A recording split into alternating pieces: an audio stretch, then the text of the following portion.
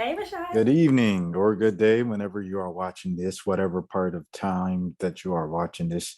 I don't have anything written. I think this would have been a great thing to write something, but I don't have any. I didn't want to waste any more time. Write something, then I'm too tired and go sleep again. Blah blah blah. So I'm just gonna knock this out right now. Everybody, shout out Angel Nicole for recommending, really kind of inspiring this video and everything. And it also brings everything kind of like full circle. So I know Kenny Smith on the Maryland side, he wanted me to make a full video just about the transfer portal and everything like that.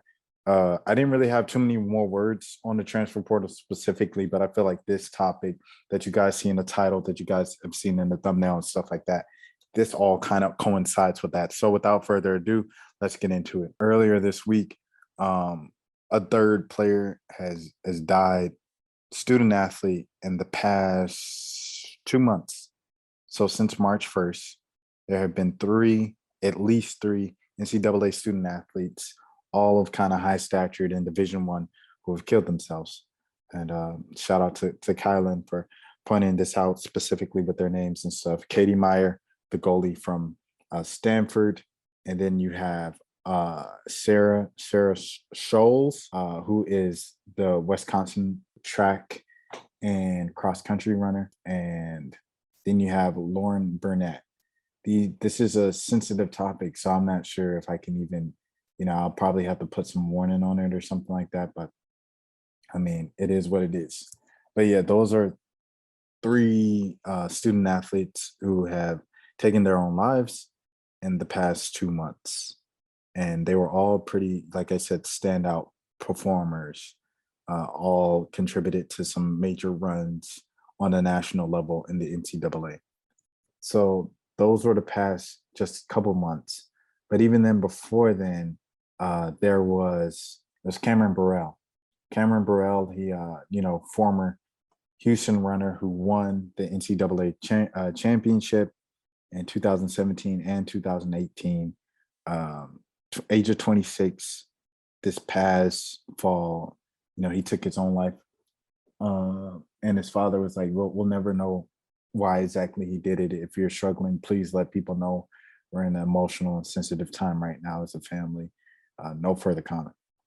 You look at Ohio State, I believe they had a player who said, once he was done, played his final game, he said that the environment was very abusive there, and it was very tough on his mental health. And he detailed some of the specific examples of how he struggled mentally over there at Ohio State as a student athlete. And then you have Harry Miller, who just all ran out after his junior year and decided to retire in 2021, citing mental health reasons. He said that he's gone through a lot. He's a 4.0 student at Ohio State, and he just said it was just too much for him. And he knows how people, he said he's not oblivious to what people say about the generation. The generation, people say, is softer and everything's sensitive now, but he said he really wishes he could be tougher by those standards. And he says he feels like he's tough. He's got tough skin and everything like that. So that's really tough. And yeah, so that's necessarily really what's going on. I had the chance to ask Liv today about it and stuff like that, of what was going on and what she thinks about student athletes' mental health. Yeah, I think more than ever, that's been a huge issue now. And I mean, student athletes have to go through a lot that, a lot of people don't see, a lot of the behind the scenes. So you may just see them playing, you may just see them, like on TV, but in reality, we're facing pressures from school, academic performances, sports performances, and just overall people just putting pressure on themselves. And so I think it's huge that programs can really advocate for their players and, allow resources for them to get help when they need it, or to, just reach out to somebody. And I think that should be pushed more for student athletes, especially since there's this kind of facade that, we're supposed to be mentally tough all the time. And, we kind of can't get a break from that. So I think it's really important to push the narrative that, student athletes need help and that they shouldn't feel ashamed about reaching out for that, and that there should be more available resources for them. So that was Olivia Nelson Nadota.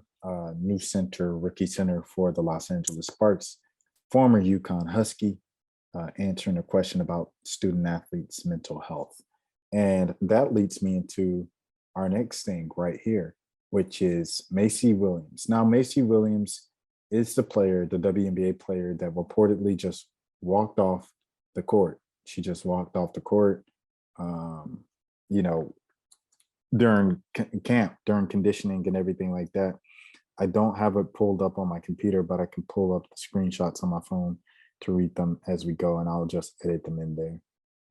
But yeah, it was a former player from AU, Miss Rebecca 3O, and she just said, some people don't really want to be pushed out of their comfort zone. Hate to see it as someone who loves and lives this game, but it ain't for everybody. And someone said, I cannot imagine being on a team and watching that happen. Hold on. I can imagine being on a team and watching that happen. I saw it happen in college once, and it actually made me so mad. But in the pros, she said, yeah, I've seen people quit in college too, as a player and a coach. I don't vibe well with quitters, dot, dot, dot. Yeah, I think so many players have gone through injuries, family stuff, playing time issues, and that quit. And then someone walks off for something so small, like you'll catch your breath after practice, sweetie. Oh, maybe other stuff going on. That's tough.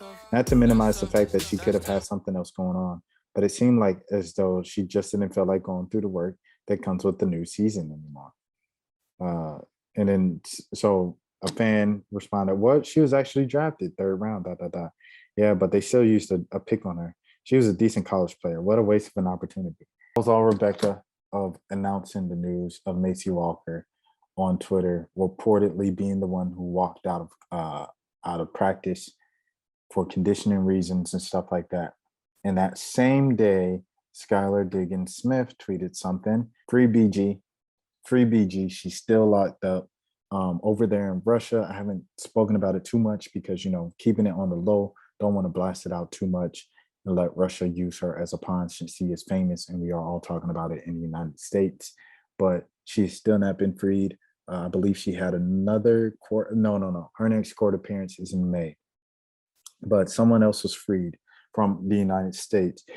In Russia, they were a former service member of the United States, and they've been in Russia since 2019.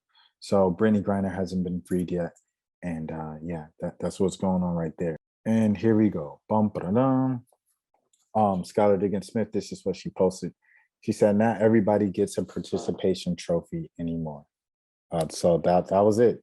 That's what she said. Not everybody gets a participation trophy anymore. So that's what she tweeted on the day of. I don't know if that was in reference to the Suns because she's been, like they said, she's been doing the Suns coverage and stuff like that during the playoffs. But it could have very well been related to the Macy Walker thing. We'll never know. You know how these players do with the subtweets and the cryptical tweeting that we have to break these down into these videos and stuff like that. By the way, I did, being around the Dream this week, I did get a little more insight on what happened last season, or at least from a Dream source. And I mean, it's pretty much what you heard. What you've kind of heard, that there was an altercation in the locker room.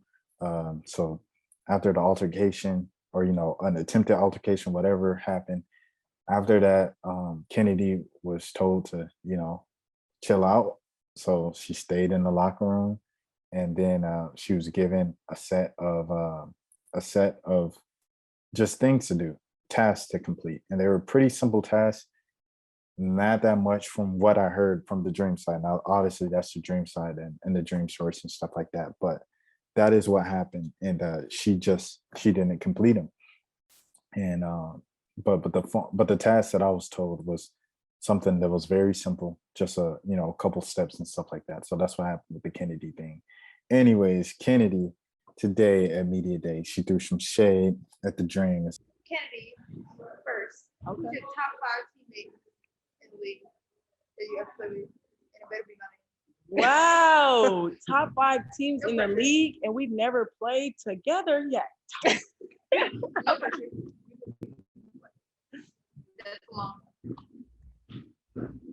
I plead the fifth. Good All right, answer. for real, who's your top 5 team? It could be on the floor, off the floor, whatever. Can I just give one teammate? Yeah, you got fun. Do you know where I just came from? Of all time. Of all time. Taya, question? Stuff like that. She was like, do you know where I just came from? Do you know where my last spot? So she threw a little shade there and whatnot. But yeah, that's what happened over there. It's still messy. So yeah, Macy Walker is the WNBA player that reportedly walked out of training camp. I asked Erica Wheeler about that. That a rookie reportedly walking out of practice yesterday and quitting and stuff. As far as a player walking out of training camp, I mean, that's solely, I don't have a say in that because that's her own preference. We don't know what she was going through at the time. We don't know what was going on in her mind. But I just think that if you have an opportunity to play in this league, I think you should take advantage of it. That's really all I have because we are fortunate. It's only 144 spots. And if you get an opportunity to get a training camp or opportunity for a coach to see you, I think you should take full advantage of it. And yeah, that's pretty much it. That's all I have. If you're new to the channel, this is the road to 2K subs. I don't have any elaborate, like, you know what I'm saying, like commentary on this. I'm sorry. I apologize. There's no commentary or anything like that. No jokes. Just sad. It's like what's going on right now. Oh, important stat. In the first year of the pandemic, so from 2019 to 2020, overall, or people taking their own lives overall, decreased, right? It decreased. However, from ages 10 to 25 or 34, in the youth age, the younger people age, they all at least stayed the same or they increased in the first year of the pandemic. And obviously student athletes haven't been an exception to that at all, as you see in the past few months. So as always, check in on your people, check in on yourself, give yourself grace, give yourself breaks. Say thank you to Angel for making me make this video. And yeah, man, here's the hotline for anyone who needs it or might know someone who needs it. The text line is 741-741. You text home there. You can send right now. They're available 24 hours. Do that thing, man. 800-273-8255. Once again, that's 800-273-8255. I appreciate you guys so much. If you're new to the channel, this is the road to 2K subs. My name is Rashad Milligan. I appreciate all the love and support and all that good stuff. It should be an interesting season. It's like I feel like I'm finally kind of breaking through just a little bit more to help change coverage and everything like that, or my coverage is what I meant to say. So hopefully everything kind of goes according to plan this season, and we can continue to level up as a family. You guys take care of yourselves.